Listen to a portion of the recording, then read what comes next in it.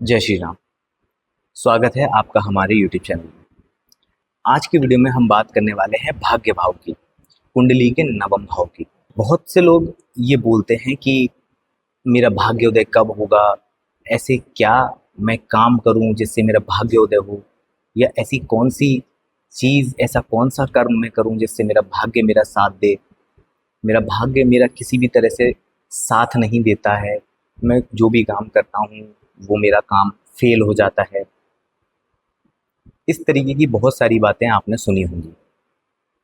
तो आज जानेंगे कि भाग्य भाव को कैसे जागृत किया जाता है जिससे भाग्य हमारा साथ दे।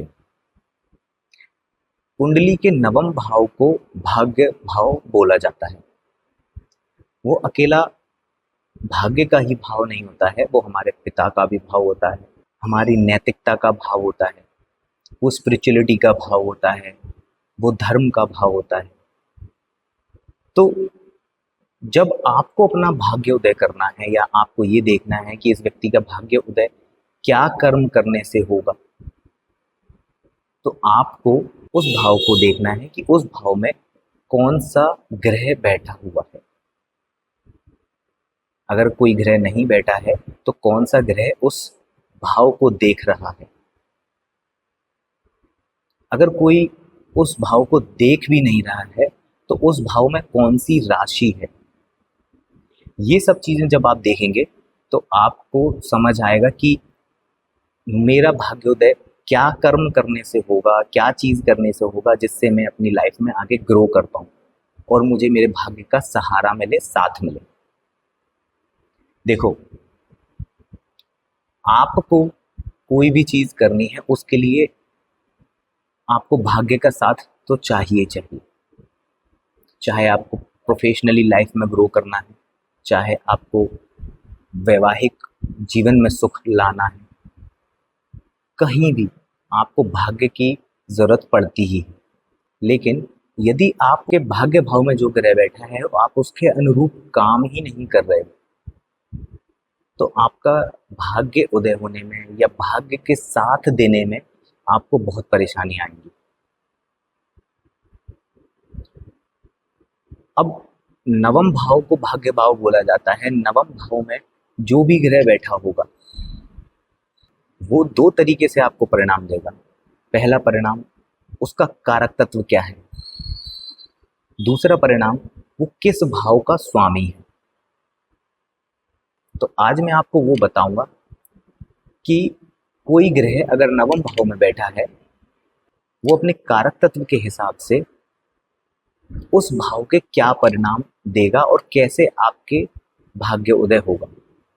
तो यदि सूर्य आपके नवम भाव में बैठा हुआ है तो आपके अपने पिता से अच्छी बनानी चाहिए, अपने पिता का सम्मान करना चाहिए, अपने पिता की कही बात को मानना चाहिए। अगर आप डेली सुबह अपने पिता के पैर भी छुएंगे उससे आपका भाग्योदय हो जाएगा। ये छोटी छोटी रेमेडी हैं लेकिन काम करती हैं। याद रखिए, सबसे पहले प्लेनेट अपने कारक तत्व को देता है। कोई भी ग्रह जो किसी भी भाव में बैठा है वो सबसे पहले अपने कारक तत्व को देता है, उसके बाद वो किस भाव का स्वामी है इसको देगा, लेकिन सबसे पहले वो अपने कारक तत्व को देगा। तो सूर्य जो है वो पिता का कारक होता है और नवम भाव भी पिता का होता है।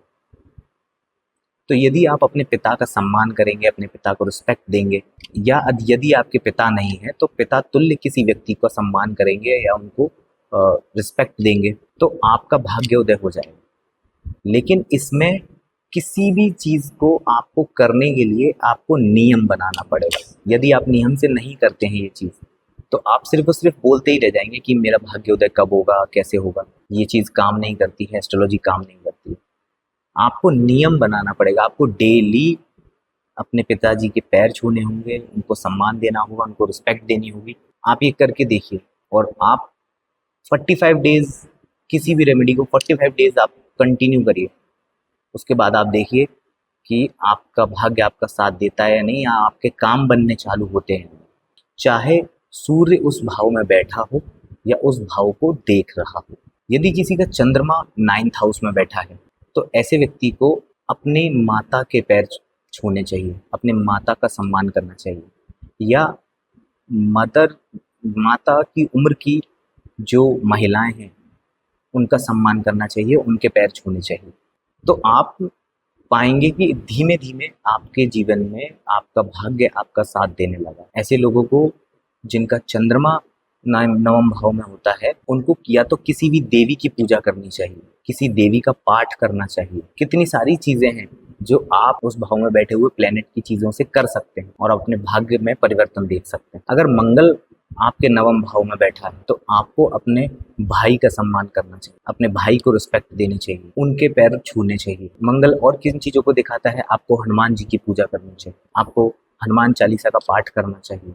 अगर बुध किसी का नवम भाव में बैठा है तो ऐसे लोगों को अपनी बहनों की सेवा करनी चाहिए, अपनी बहनों का सम्मान करना चाहिए, उनको आदर देना चाहिए, उनको रिस्पेक्ट करना चाहिए। आपको विष्णु जी की पूजा करनी चाहिए, विष्णु जी के कोई पाठ करना चाहिए, नारायण कवच कर लो या विष्णु सहस्त्र नाम कर लो। यदि बृहस्पति आपके नवम भाव में बैठा है तो ऐसे लोगों को अपने गुरुओं का सम्मान करना चाहिए, उनका आदर करना चाहिए, उनके पैर छूने चाहिए। अगर आप रेगुलरली ये सब चीजें करोगे तो आप पाओगे कि आपका 9th हाउस बहुत स्ट्रांग होता जा रहा है और आपको धीमे धीमे आपको हर प्रॉब्लम का, हर चीज़ों का सॉल्यूशन मिलने लगेगा, आपके हर काम बनने लगेंगे। आप बृहस्पति जिनका 9th हाउस में होता है, ऐसे लोगों को मंदिर जाकर धर्म के कामों में इन्वॉल्व होना चाहिए, ऐसे लोगों को एजुकेशन की चीज़ों में इन्वॉल्व होना चाहिए। किसी को पढ़ने के लिए या पढ़ाई के लिए पैसा नहीं, किसी की एजुकेशन में हेल्प कर दो।